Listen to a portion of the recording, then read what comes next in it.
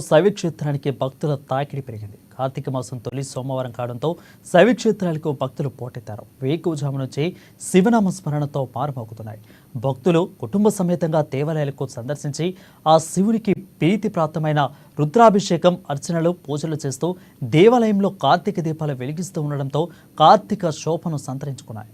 ఈ నేపథ్యంలో 1000 స్తంభాల దేవాలయం ప్రధాన అర్చకులు గుంగు ఉపేంద్ర శర్మతో కార్తీక సోమవారం విశేషాలపై మా Warangal correspondent Chandrashekar face to face. కార్తీక మాసం మొదటి సోమవారం శివాలయాలు మొత్తం కూడా భక్తులతో అయితే సందడిగా నెలకొంది. ఉదయం నుంచే భక్తులు కుటుంబ సమేతంగా శివాలయాలను సందర్శించి ఆ శివుడికి ప్రీతిపాత్రమైన పూజలు, అర్చనలు చేస్తున్న పరిస్థితి. ప్రస్తుతం మనం ఉమ్మడి వరంగల్ జిల్లాలోని 1000 స్తంభాల దేవాలయంలో ఉన్నాము.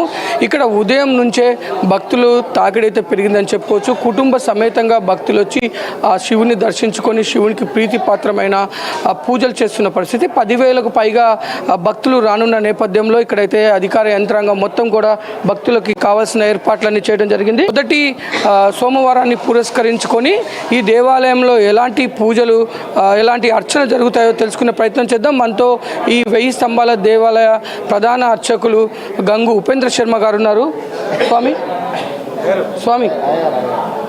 స్వామి ఈరోజు మొదటి కార్తీక మాసం మొదటి సోమవారం పురస్కరించుకొని ఈరోజు ఎలాంటి పూజలు, ఇక్కడ ఎలాంటి అర్చనలు చేస్తారు? ఈ రోజు గొప్పతనం ఏంటి?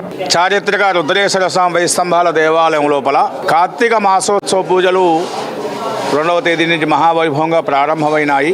ఈ కార్తీక మాసం అంతా కూడా శివ విష్ణు భేద లేకుండా పూజలు నిర్వర్తించుకోవడం అనేది జరుగుతుంది. శివాయ విష్ణు రూపాయ, శివరూపాయ విష్ణవే అంటూ అన్ని మాసాలకు ఒక్కొక్క దేవత ఆరాధన ఉంటుంది, అన్ని మాసాల్లో కూడా. కానీ ఒక్క కార్తీక మాసంలో మాత్రం శివ విష్ణువుకు పూజలు నిర్వర్తించుకోవడం అనేది ఋషుల పరంపరగా వస్తున్నటువంటి ఆచార వ్యవహారం.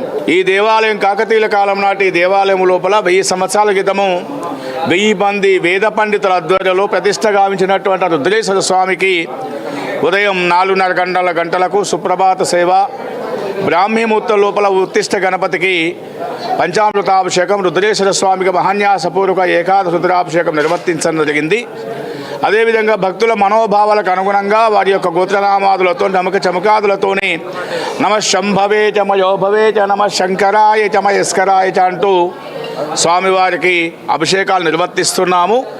అదేవిధంగా సామూహిక రుద్రాభిషేకాలు నిర్వర్తిస్తున్నాము. సాయంకాల సమయంలో కూడా అందులో శివప్రీతికరమైన సోమవారం ఈ రోజున సాయంకాల ప్రదోషకాల సమలోపల కూడా స్వామివారికి అభిషేకాలు నిర్వర్తించడం జరుగుతుంది.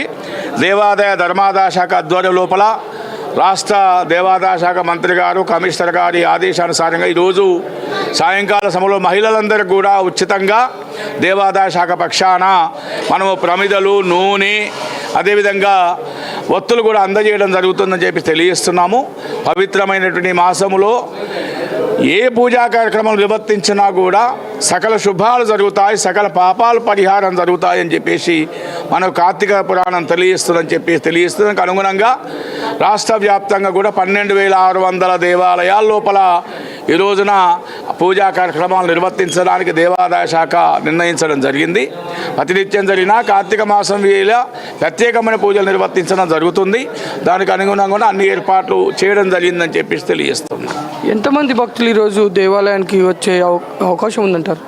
ఈరోజు ఉదయం నుండి రాత్రి 9 గంటల వరకు కూడా దాదాపుగా ఒక 10,000 మంది మహిళలు, భక్తులు స్వామివారు దర్శించుకోవడం, అభిషేకాన్ని నిర్వర్తించుకోవడం, దీపోత్సవాలు నిర్వర్తించుకోవడం. ముఖ్యంగా ఈ మాసము లోపల ఈ ఒక్క మాసంలో మాత్రమే ఉసిరిక పూజలు నిర్వర్తించుకోవడం అనేది సాంప్రదాయంగా వస్తున్నటువంటి వ్యవహారం. ఈ ఒక్క మాసం లోపల దీపాలు నిత్యం వెలిగించుకుంటారు.